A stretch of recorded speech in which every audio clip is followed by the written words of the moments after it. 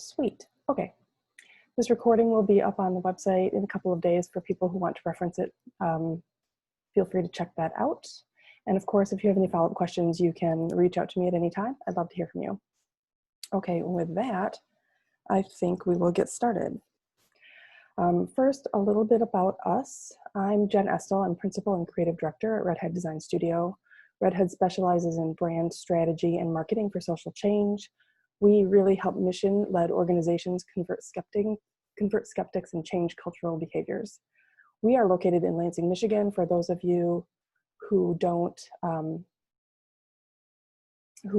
aren't familiar with us, it's the capital city, which is kind of cool. And it's nice to be in a capital city because it's a place where you have just statewide and national impact, and riots are right around the corner. We love it here. So you should come visit if you're ever in the market for a Midwestern vacation. This is Redhead's 20th year. We really like more than anything to help our clients pursue their missions, and really in supporting them and their work so their own communities prosper. That's kind of what we like to do. So that's a little bit about us. We'll move on to the work at hand. Okay, I don't have to spend much time on the current situation. We really are all living it right now. COVID-19 brought our economy to this messy, stumbling halt around late March. This left a lot of us, brands, nonprofits, small businesses, big businesses, with two big problems. The first was this realization that we were staring at this vast black hole with no regular income in sight, which is really hard for a small organization, or even a large one, to be honest. And the second is, how do we react in the now? What do we do right now to fix it? So those were kind of the two things. And that left leaders trying to figure out an action plan that they might not have had on the shelf and ready. I'm gonna stop here really quickly and talk about brands. You're gonna hear me talk about brands and understand that that encompasses all sorts of organizations, from retailers to products, nonprofits, mission-based organizations, even departments and larger organizations. You all have a brand. You all have a perception out there in the community. So when you hear me talk about a brand, don't just think it's for some retail thing like Coca-Cola. Everyone has a brand, especially if you work with the public. So think about that. And I'm going to quickly note that you will hear me use a few words interchangeably. I'll talk about customers or audiences or communities or donors. These are really all of the people that serve you and that you serve in some way, shape, or form. So if you hear one of those, they're pretty much interchangeable. Slot in the word that you would use. Okay, with that, when this all happened, reactions varied a lot. Before we really get into what to do, I just want to take a minute to talk about what we saw happen in the early weeks. As marketers and brand strategists, we spent a lot of time observing and being as silent as possible. We saw lots of brands behave in all kinds of ways in March and April and May. Here's a couple of the things we noticed. That desperate panic, people casting around, figuring out what to do. Some of this was purely logistical. How do I do my job from afar? How do I serve people from afar? But a lot of it was really a result of fear that you felt from staring into that black hole. And with some brands, you could see that fear come through. And what I'd hope for you to do is to get a little bit of planning out, so the next time we have some big shifting change in our culture, you don't have to react from fear. We did see some brands really ignoring the problem and hoping it would go away. This truly falls in the category of being tone deaf. We'll talk about that a little bit on the next slide. Whoever you are, me included as a marketer, yes, whatever you're doing is incredibly important, and all kinds of things depend on you to get your job done. But perhaps it's not as important as mourning the death of a loved one or making sure the local hospital has enough PPE. So when we were seeing brands that were really elbowing their way into the conversation when we should have been making space for those who needed to be speaking, that doesn't affect your brand very well. It kind of can tarnish what your brand looks like to others. So it's something to be aware of. We saw a ton of people implementing new tactics and technologies that were ill-fitting or ill-prepared, and some of that was super charming, and some of it really went poorly. People were trying to scramble to make e-commerce work, and they didn't know how, or they didn't have a team to help them. They were trying to put together new systems. We all got so excited when we had our first Zoom call or whatever. So lots of novelty, lots of executions that meant well but sort of fell flat. That was kind of interesting. And the weirdest thing that we saw sometimes was a whiny attitude, this idea that this is not fair, this shouldn't be happening to me. And we saw some brands sort of heaping guilt on customers. And, you know, this came sometimes in the form of, we've always been there for you, or even some us versus them messaging, which again comes from fear. If you can only support one nonprofit, make it mine. If you can only buy from one store, make it mine, not the next guy. And I understand where that stuff came from, but it doesn't come off well to your community. So understanding how you should prepare and communicate before you have to can alleviate some of those things. Now, don't get me wrong, not every brand was a disaster, and your most loyal customers have a lot of grace and patience with you or your audiences, but if you have a major misstep, people will remember, and we know that that is true. Okay, I personally want to talk about Maslow's hierarchy for a while. I'm assuming you guys have all heard of this bad boy here. You know, where your offerings fall on the scale matters greatly in times like these. Maslow called the bottom 4 levels of the pyramid deficiency needs, and that highest one is sort of an extra credit need, self-actualization. And what we saw in our culture is we had a huge deficiency in the things that make us feel safe. Food, water, rest, health, food scarcity, money scarcity, which affects your shelter. The whole culture was incredibly scared.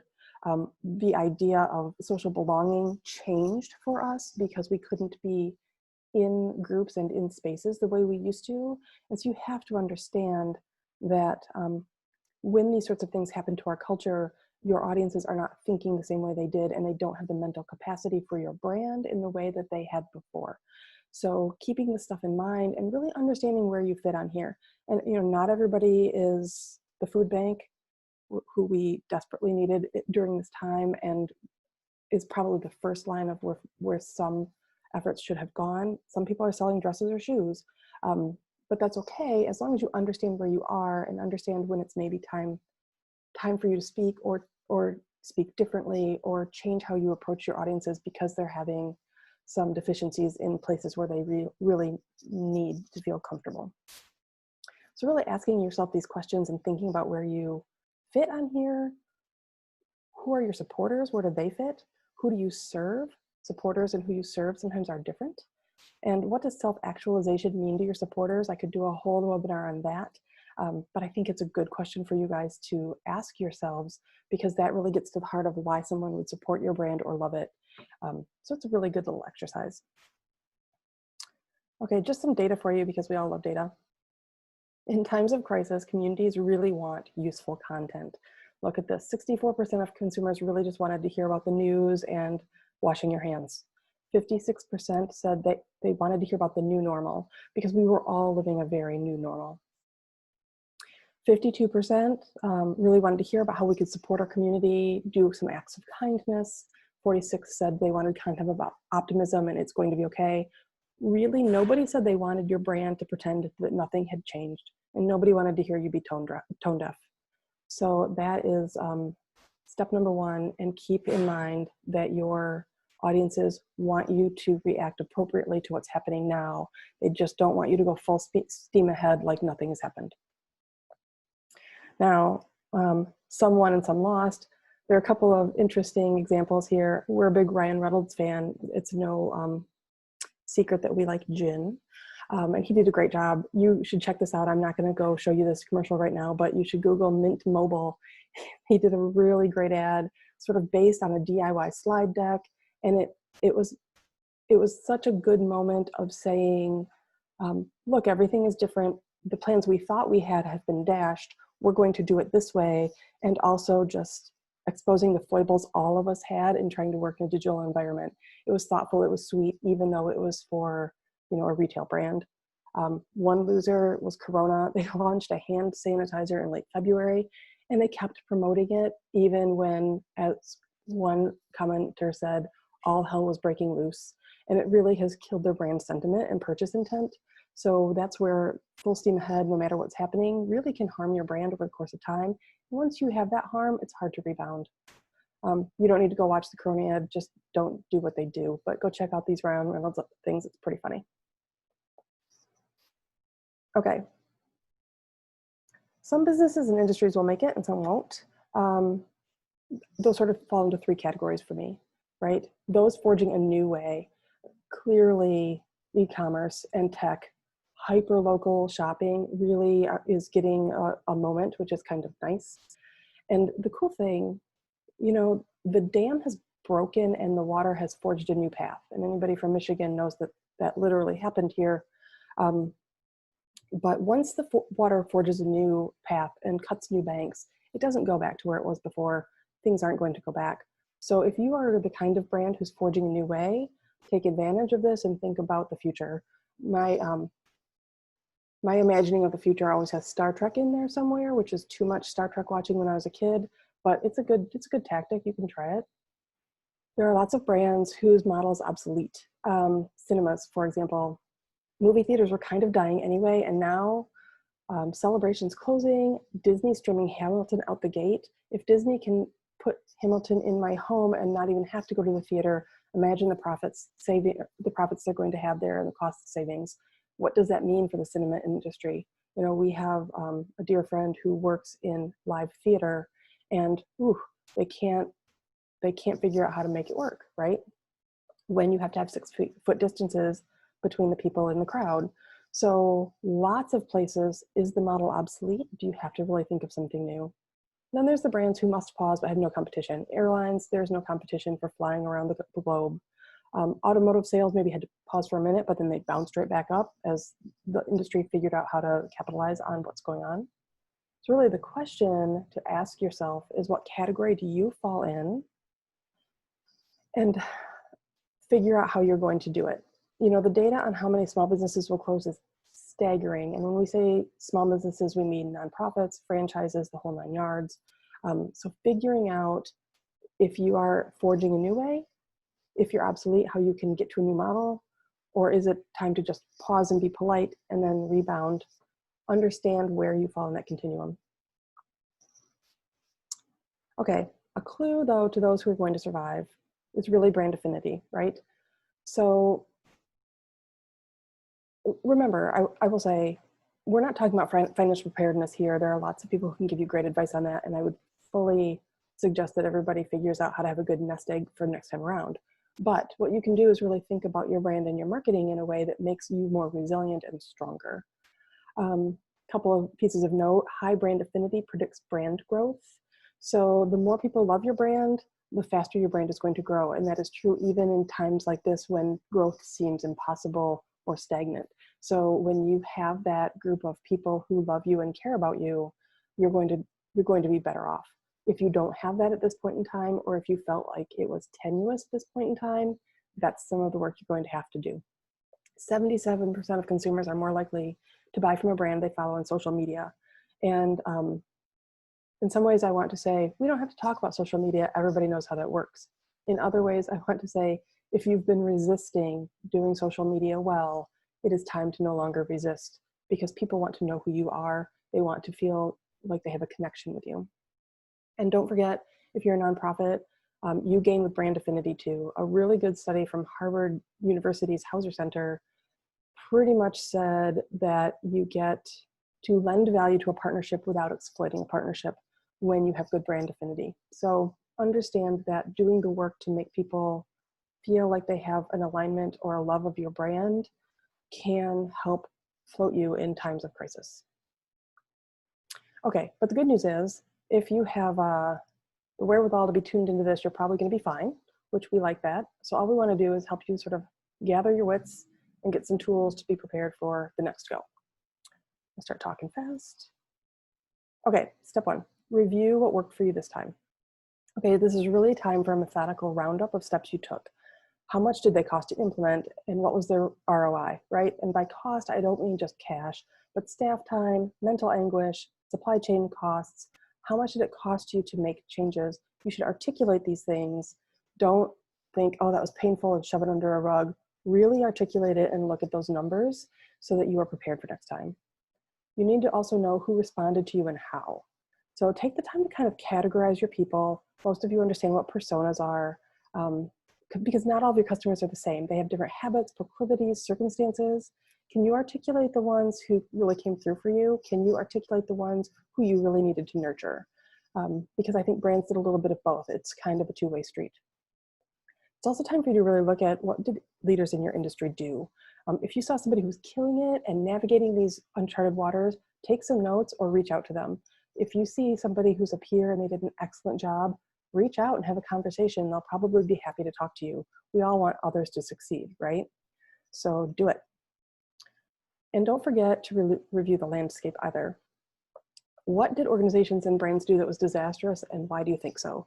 So you probably saw someone in your feeds or in your channels or your mediums that you thought, oh, that was a bad call. They did a terrible job. Don't just stop there. Why was it a bad call? Why was it a terrible job? What made you uncomfortable? What would make customers uncomfortable? So audit those things and try to figure that out. Really ask yourself what were leading indicators. I mean, if we were honest, we knew this was coming and we ignored it for a while. And maybe we can argue that that came from leadership, but I think all of us really just said, wow, look at what's happening in China and Italy, without really battening down the hatches when we could have before things really blew up. So think about those signals and try to articulate them so that next time you can be looking for signals. I don't want people to discount what your gut tells you. I think good leaders really have a good gut instinct. And my question for you is, what would you do for your brand if you had no barriers or hurdles? If money wasn't an object, if staffing wasn't an object, if lack of customers wasn't an object, if you just had no barriers whatsoever, what would you do? It is worth articulating that so that you can systematically think about getting around your barriers. And then, revisit Maslow. How can you align with people's needs? For example, say you sell dresses. To bring customers in, you could offer a markdown or you could offer a markup, and all the extra proceeds are donated to the local hospital to offset PPE costs, or the United Way to help people with utility bills. And then that donation is made in the name of not just Acme Store, but the Acme Store community, right? So bonus, you have built brand affinity because your people have come together to make a gift. And yay, you sold your dress. Yay, you were able to contribute to something that was very important right now, and you've built your community. So really understanding where your community needs you to look, instead of just looking at saying, look at me, where do they need you to be focusing and helping them to focus? Really just get creative. I think you can do it. Okay, then the next job really is to implement permanent changes. Don't go back to before. Like we said before, not only did the dam break, but the flood cut a new path.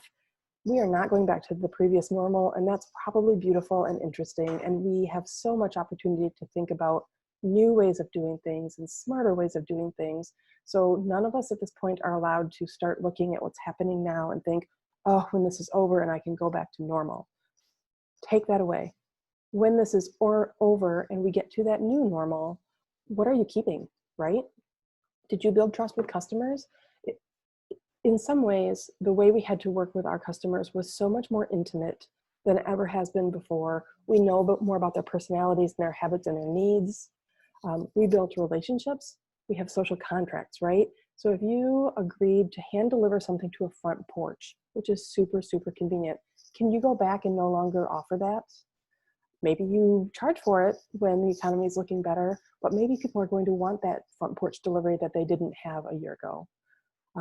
If you came up with a super innovative way for supporters to donate, can you go back, or do you have to keep that up? Or do you have to use that in planning for next year?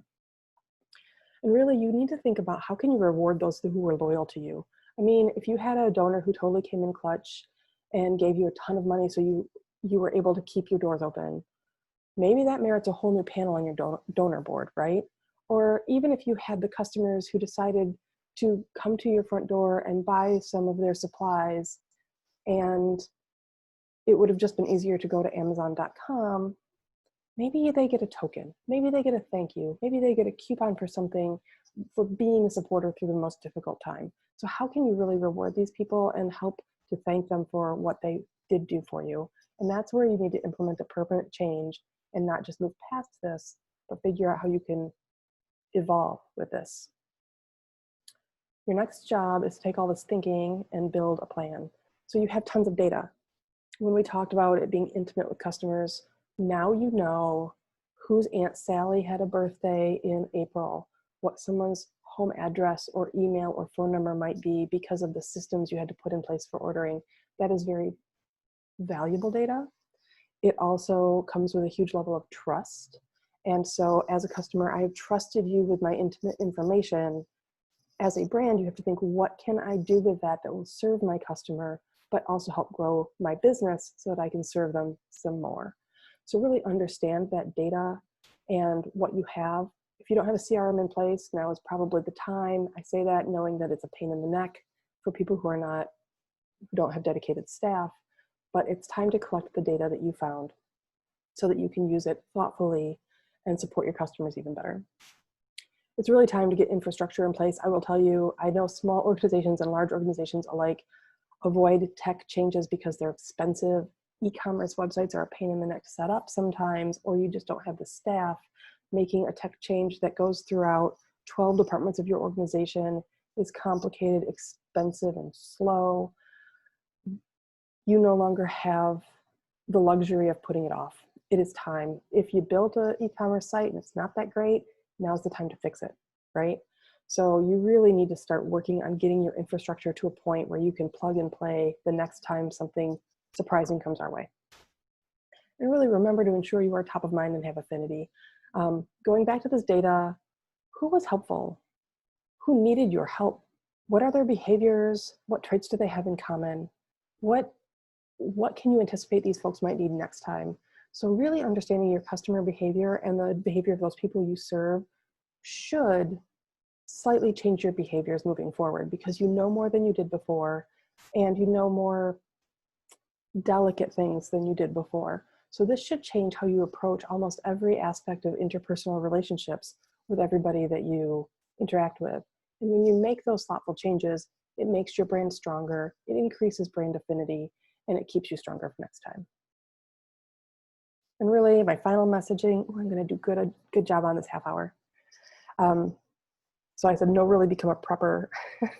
You have to start this before you need it. But, you know, when we talked about people who had ill-fitting tech solutions, it's because they had to rush and slap things together and not be able to really vet the best solution. If we were honest, we knew something like this was going to happen, right? So do your job now and decide how you will do it next time and what you'll have in place so that next time's not so scary. For example, like how fast could you announce that you're establishing, say, a scholarship fund for children of first responders, and that for every donor who contributes right now, a portion of that money will go into the fund? You can do that pretty fast if you've thought out the infrastructure and the logistics in advance, right? So if you are a brand who doesn't need to be top of mind in a crisis, but you still want to have brand affinity, understand how you can help your community to do the things they need to do. So think these things through, plan them now so they're ready for next time. You need to really rethink your funding framework too, right? And I'm sure some people around the call experienced this, the number of nonprofit fundraisers that are in-person beautiful affairs that happen in April and May that had to get canceled is overwhelming and sad.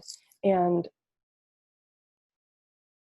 if that's 40% of your yearly income or your #1 donor draw, and you miss that, what does that mean for your bottom line? So we have to really rethink where our funding is going to come from. If you had to build a 3-leg stool, what are the other 2 legs? Okay, great, now build a fourth leg in case one of the legs gets knocked out from underneath you. So you really have to think about diversifying. That applies to retail businesses as well, which really you can talk about finding logical adjacents, right? If, imagine your event dies, or the thing you sell comes from China and we no longer have a trade agreement with China, so you can't get it anymore. What would be your logical next step? What would happen if the thing you do no longer can happen? How can you move this close to pivot quickly and still be able to serve your clients? I mean, small businesses, it's not that hard to do a subscription box or follow a CSA idea, right? Or if you are an art gallery, what about a monthly drip donation? And that means that a donor gets a postcard every month with fresh artwork on it for a nominal fee, right? So that's starting to build small, sustainable, incremental funding that doesn't rely on the big purchase necessarily. And then the final piece of advice here is really to outline the worst case scenario. And, this worst case differs for everybody. And, it could lead you to needing all sorts of things, but what is the worst thing that could happen to your organization? What is the next worst thing that could happen to your organization? It is really worth doing your homework and imagining what those are. I think that we all feel like we lived in one of them, and we might still be living in one of them.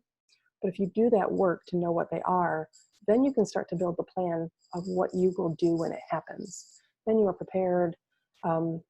And part of the plan and being prepared is acting it out and building on it, which is growing that brand affinity, right? So these are the things that I really want you folks to do. All right, so I just outlined 5, but it really boils down to 3, right? Revisit what worked, implement permanent changes, and build yourself a plan. To be honest, assessment and measurement is a place where we see lots of brands slide. Assessment and measurement is hard. Doing that review and codifying it and getting it down is really, really useful. And then the permanent changes, if you implement them, if you could cement one thing in your minds right now, it's that we will never go back to the old normal, right? That's like thinking we'd go back to gas lanterns if the newfangled light bulb became passé. This just doesn't happen, right? We're not gonna install corded phones anymore. We have cell phones. So this is new, this is forever, or at least some of it is. So just go ahead and implement those changes and make that plan. Here's the deal. If you do it, you can help your community in times of crisis, and they will also support you back. And if you plan and you do this thoughtfully and you really get to the core of how you can be helpful, it will let you not look like an opportunist, but keep your organization floating, which is really what we all want, right? Nobody wants to look like they're taking advantage of a situation, and they don't want to misstep. So if you've planned for what your steps should be, you don't have to do that in the panic of the moment. And here's the good thing. The good news is constraints force creativity, and we're a creative agency, of course, so we know how much creativity can help you do new and innovative and smart things. And so use today's constraints to get creative, to be innovative, to figure out how your business might need to change, to figure out how you can build that brand and market for a stronger, more resilient organization. And so build your plan for next time. I don't know if I told you guys that this webinar would come with homework, but that's your homework. And that's what I've got for you today. I'm trying to keep to that half hour. One other quick note for you, we do have a second webinar coming up. Let's see, July 22nd, when to stand up, sit down, and take action as an ethical marketer. We've really seen some brands step into cultural leadership positions, and we want to talk through how that works and how you can make sure your brand is contributing to the world at large. This is really going to be the second in a 3-part series about how your brand can be strong and ethical in these kinds of times. So that's what's happening. You can sign on at our website, redhead.studio/webinars. Check it out if you want. And finally, just a thank you. I really appreciate people taking time out of their day to listen to what we've got to say. I'd love to see all your faces in person, so we'll figure that out someday. If you want to connect, Jen at redhead.studio, or you can find me on like Twitter, Instagram, or something under Jen Estill. And have a great day. I expect you all to go stretch your legs and get outside and enjoy the beautiful weather. All right. Thanks, and take care.